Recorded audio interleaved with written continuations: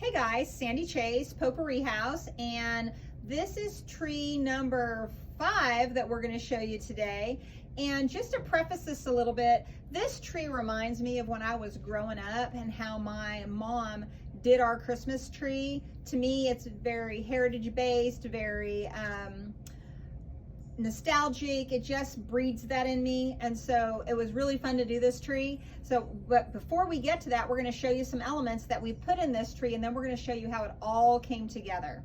One of the first and most important things in this tree for me were our ribbons, because the hint is this tree has absolutely no floral and no picks in it, so that's going to give you something to think about right now about how we always use that. So this is a complete departure from what we're used to. But one of the things that I really love is, I'm going to show this to you. This is a velvet that says Merry Christmas in gold. I thought that was so lovely. This is a 2.5-inch ribbon, and then we combined it with a traditional red, green, and gold tartan plaid with the red trim. So it's a really pretty combination of ribbon that we've used on this tree. Now, I was torn. Want to be honest with you. I was torn because I love that diamond patterned ribbon. But in the end, I ended up going with Merry Christmas because I just love that ribbon, and it just was speaking to me of a nostalgic vintage Christmas from when I was a little girl.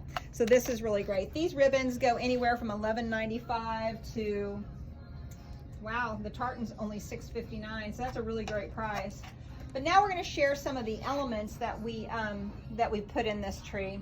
One of the things I want to show you is we have this beautiful 48-inch ball garland that you'll see running through the tree. It's not really a gold, not really a silver. I kind of say this is like a platinum, but it's beautiful. It catches the light so nicely. These guys are somewhere around $12 or $13 without having to go ahead and just kind of figure out the pricing on that.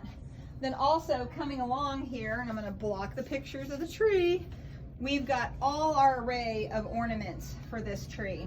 You can see that we've done every Christmas color available in this tree. We were trying to think of what to call it, and somebody said the spheres of Christmas. I think it's just the spirit of Christmas. We made the play on the fact that everything is a round ball and used the word sphere instead of spirit. But these are lovely, so vintage, so Victorian feeling with the crystals running through them like that. This ball is $6.95,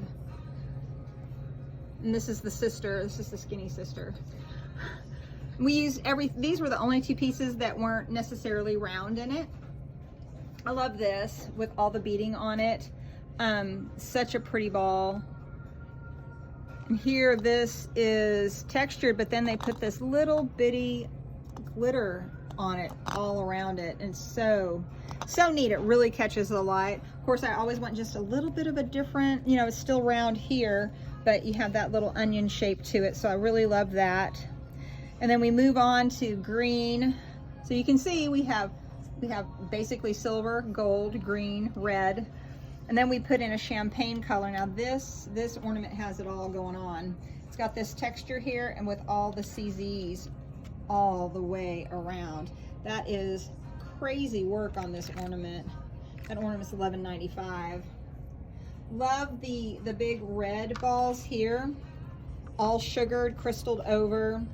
Always got to have something big in your tree to give it a pop, you know, to have a visual interest. Then we have the same ball, but in a silver. I really feel like this is a silver platinum here. And then on the bottom, we did a huge encrusted gold ball. Those are amazing. Now, we've used some of these balls in a couple of themes this year, so you'll see them kind of repeated on the next 2 trees that we have to show you. We have one tree in process, going to be finished up by the beginning of next week, and we'll be able to do a tour on that one. So, Spirit of Christmas tree, get ready, because here it is. Look how beautiful. And you notice the ribbon is a major player in this tree. Now, what I mean by that is, even though it's just here, it comes down right here, and then it comes down on the back as well. But look at all the interest where it tucks into the tree.